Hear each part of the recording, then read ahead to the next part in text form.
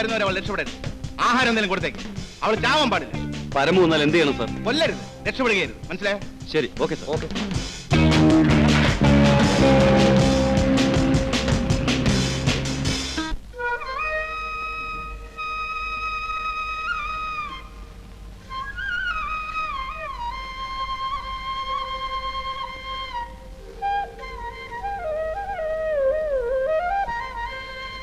ആർക്ക് വേണ്ടിയാ ദേവിയോട് പ്രാർത്ഥിച്ചത്?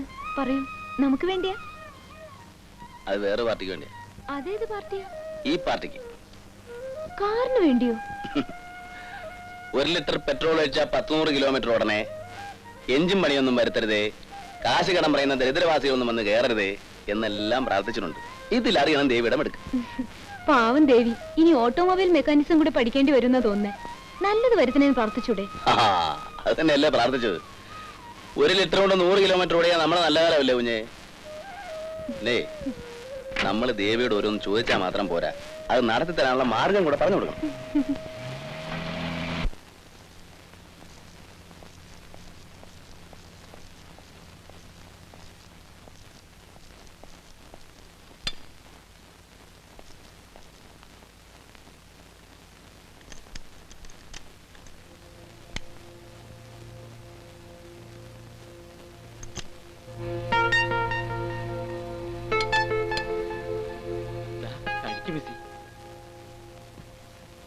എന്റെ പൊന്നു മിസി, എന്നെ തട്ടിയിട്ടേ ചോടല്ലേ. മുമ്പിലും പുറവിലും തോക്കും കുറുവടിയുമായിട്ട് 2 പേരുണ്ട്. തട്ടിക്കളയാൻ മടിക്കുന്നവരല്ല. ആ വാതിലടയ്ക്ക്. എന്നെ ഒന്നും ചെയ്യല്ലേ. താനൊരാണല്ലേടോ, ഞാൻ എന്ത് ചെയ്യാനാ? വാതിലടയ്ക്ക്.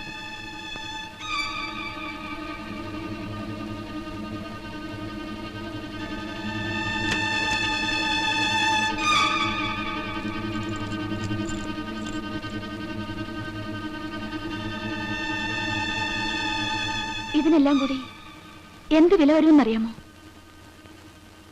ഇല്ല. ചുരുങ്ങിയതൊരു 45,000 രൂപയെങ്കിലും വരും. ഇത് തനിക്കുള്ളതാ. ദേവി ഇതെന്നെ രക്ഷിക്കണം. എന്റെ പൊന്നു മെസ്സി, തല പോന്ന കാര്യമൊന്നും പറയല്ലേ. സായിപ്പ് എന്നെ കൊന്ന് കെട്ടിത്തൂക്കും. താൻ ഈ ജന്മം മുഴുവൻ വെച്ച് വിളമ്പിയാ കിട്ടുമോ? 45,000 രൂപ ഇതാ.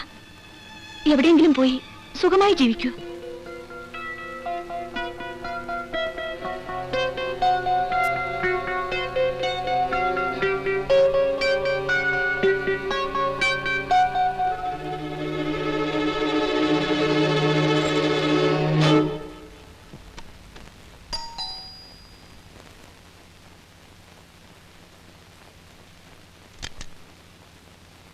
മുതലാളിയുടെ അകത്തുണ്ട്.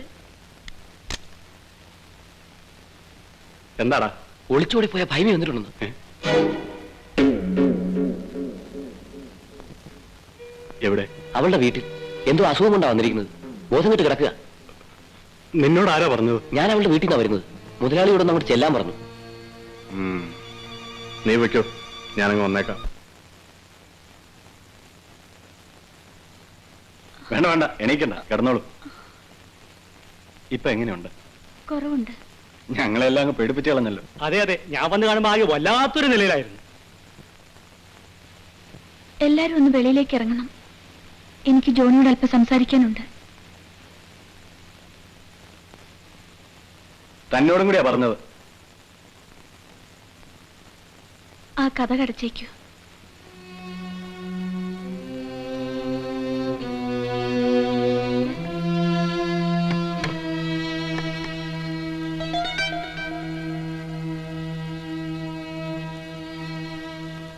എന്താ?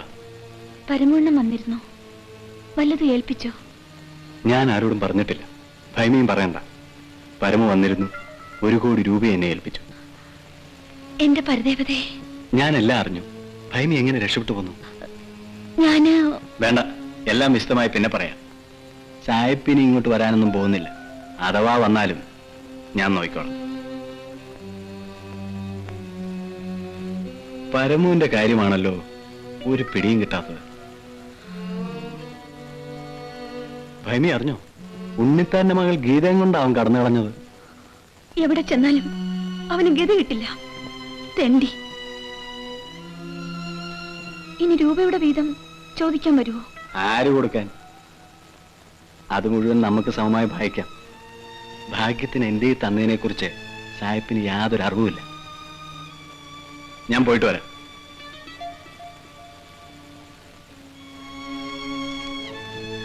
ഭൈമി ഏതായാലും 2-3 ദിവസത്തേക്ക് വിശ്രമിക്കും. ആരോടും അധികം സംസാരിക്കുകയും വേണ്ട. ഇടയ്ക്ക് ഞാൻ വരാം. ഇതിരിക്കട്ടെ. പിന്നെ പണത്തിന് എന്താവശ്യമുണ്ടായാലും പറയാൻ മടിക്കരുത്. ഞാൻ വരട്ടെ.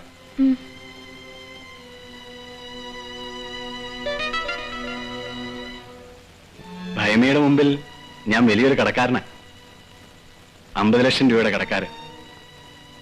ഞാൻ വരട്ടെ. അവിടെ നിന്നാണ് എനിക്ക് ആദ്യമായിട്ട് ഇത്രയും നല്ല സാധനം തരുന്നത്. ഞാൻ സാധാരണ ചാരായമാണ് കുടിക്കുന്നത്. ഇന്ന് മുതൽ ഞാൻ അവിടുത്തെ ദാസനാണ്. മെയിൻ റോഡിൽ ഞാൻ പണിയുന്ന ബിൽഡിങ്ങിന്റെ പീടിമുറികൾ സദാരാമൻ കണ്ടിട്ടുണ്ടോ? പിന്നെ ഇല്ലയോ, ഒരു വൈദ്യശാല തുടങ്ങിയാൽ കൊള്ളാമെന്നുണ്ട്. ഒരു മുറി എനിക്ക് വാടകയ്ക്ക് തന്നൂടെ? വാടകയ്ക്കല്ല, തന്റെ പേരിൽ ഞാൻ തീർ എഴുതരും. ഈ പറയുന്നത് സത്യമാണോ? പിന്നെ ഇത് ഉറക്ക ഗുളികളാണ്. 20 എണ്ണം. 20 മരച്ചു കലക്കി ഇന്ന് രാത്രി തന്നെ ഭൈമിക്ക് കൊടുക്കണം. ഒരിക്കലും ഉണരരുത്. സാധിക്കുമോ തനിക്ക്? നാളെ തന്നെ ആധാരം നടത്താം.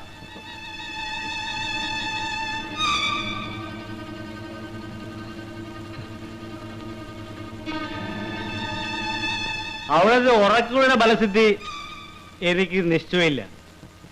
ചിലപ്പോ 2 ദിവസം കിടന്നുറങ്ങിയിട്ട് ചാടി എണീറ്റ് പോവും.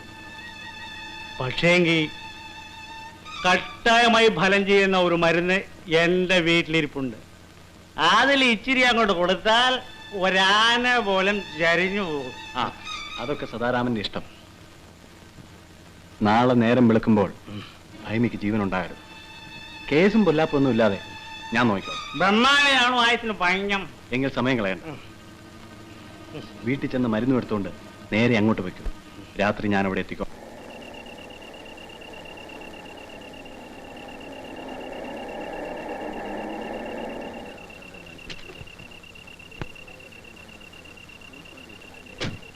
ഇപ്പൊ എങ്ങനെയുണ്ട്?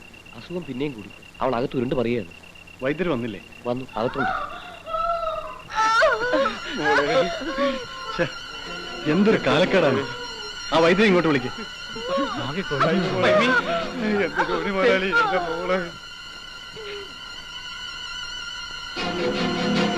തനിക്കാകാമെങ്കിൽ ഏറ്റാ മതിയായിരുന്നല്ലോ. സത്യം പറ, ഭൈമിക്ക് എന്താ അസുഖം? ഇനി പട്ടണത്തിൽ ഏതെങ്കിലും നല്ല ആശുപത്രിയിലേക്ക് കൊണ്ടുപോകണമെങ്കിൽ പറ. ഉടനെ എന്റെ വണ്ടിയിലേക്ക് ഏറ്റ്. ആര് വിചാരിച്ചാലും ഇനി രക്ഷയില്ല. ഹൃദയസ്തംഭനമാണ്. 5 മിനിറ്റ്.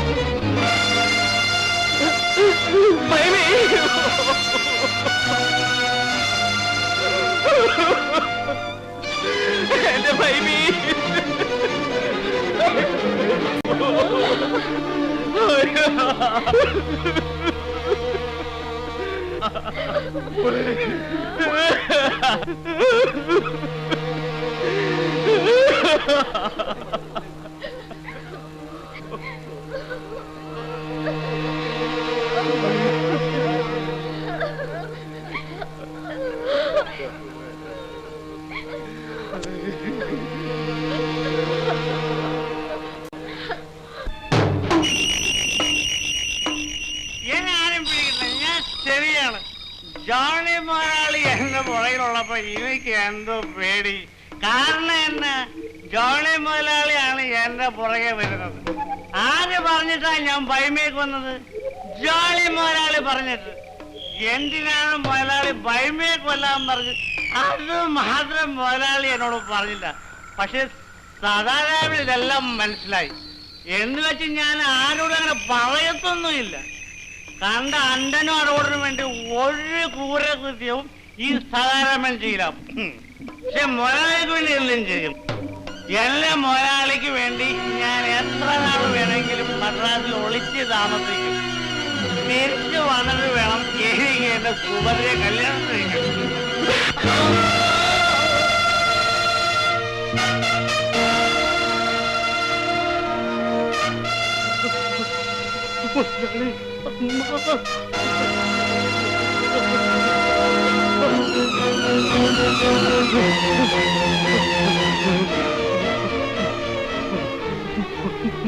മുതലാളി